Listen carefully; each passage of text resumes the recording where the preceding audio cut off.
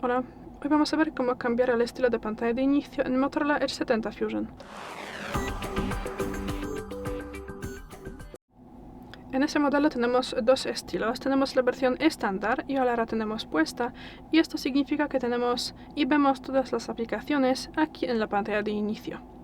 Podemos también activar el estilo de cajón para abrir las aplicaciones y la lista de ellas de esa manera, haciendo ese gesto. Y para esto tendremos que abrir los ajustes. Luego bajamos y buscaremos pantalla principal y de bloqueo. Luego la primera posición, ajustes de la pantalla principal y estilo de la pantalla principal. Y aquí podemos activar bandeja de aplicaciones. Aquí también tenemos sus propios ajustes. Podemos salir. Y gracias a esto podemos usar el cajón ahora. Y ya es todo.